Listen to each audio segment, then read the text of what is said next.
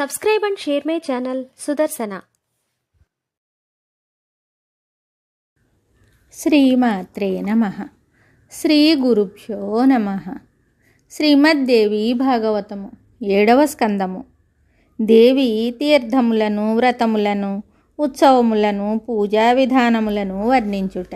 జగత్తునందు వివిధములకు ఇతర శాస్త్రములు అన్నీ కూడా శృతి స్మృతులకు విరుద్ధము కనుక తామసములని చెప్పబడ్డాయి. ఆ శాస్త్రములు వామ, కపాల, కాలక, భైరవాగమములని పిలువబడ్డాయి. శివుడు మోహమున పడవేయుటకు ఈ శాస్త్రములను ప్రతిపాదించెను. ఇందులో అక్కడక్కడ వేద సమ్మతములైన అంశములు కూడా ఉన్నాయి. వేదజ్ఞులైన పురుషులు ఈ అంశములను గ్రహించినచో దోషమేమీయునూ లేదు.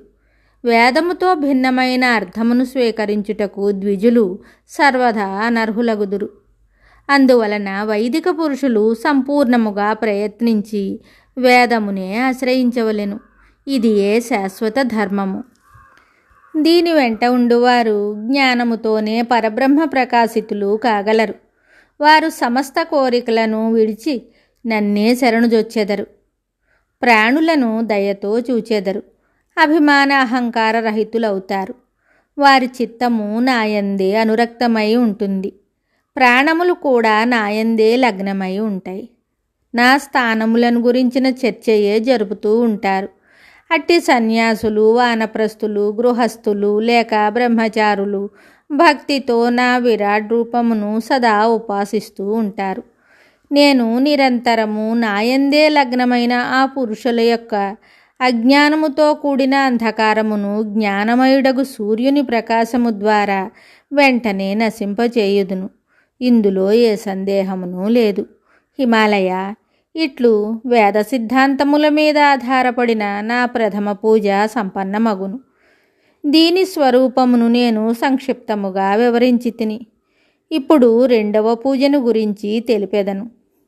మూర్తి, వేదిక, సూర్యుడు లేక చంద్రమండలము, జలము, బాణాకారమైన గుర్తు, యంత్రము, గొప్ప చిత్రపటము లేక హృదయ రూప కమలమందు విరాజితురాలనైన పరమేశ్వరిని నన్ను ధ్యానించి పూజించవలెను.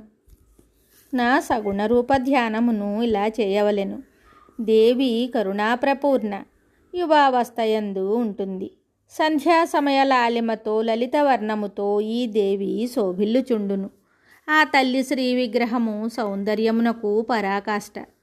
ఆ దేవి సకలాంగములు పరమ మనోహరములు. ఈమెలో లేని శృంగారములు ఇంకెచ్చటనూ ఉండవు.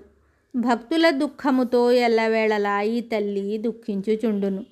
ఈ జగదంబ యొక్క ముఖమండలము ప్రసన్నతతో నిండి తొణికిసలాడుచుండును.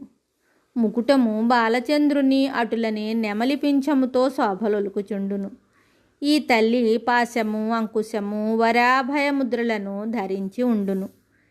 ఈమె ఆనందమయ రూపముతో సుశోభితయ్యి ఉన్నది.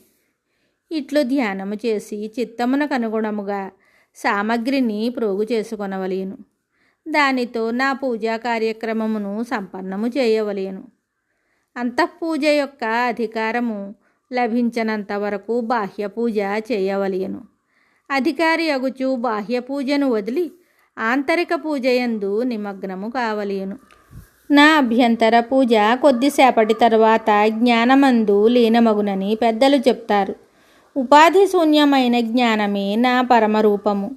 అందువలన నా జ్ఞానమయ రూపమునందే తన ఆశ్రయహీన చిత్తమును లగ్నము చేయవలెను. ఈ జ్ఞానమయ రూపము నుండి కాక ఈ ప్రపంచమయమైన కపటముతో కూడిన జగత్తు సర్వదా అసత్తు అగును. అందువలన జన్మ మృత్యు క్రియను శాంతపరచు ఉద్దేశ్యముతో ఏకనిష్ఠుడగుచు నన్ను చింతన చేయవలెను. నేను సకలమునకు సాక్షిని, ఆత్మస్వరూపిణిని.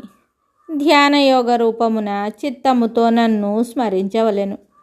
హిమాలయ, దీని తరువాత బ్రహ్మపూజా ప్రసంగమును విస్తృతముగా నా ద్వారా వర్ణింపబడుచున్నది. నీవు మనస్సును సావధానపరుచుకొనుము. శుభం. Subscribe and share my channel Sudarsana.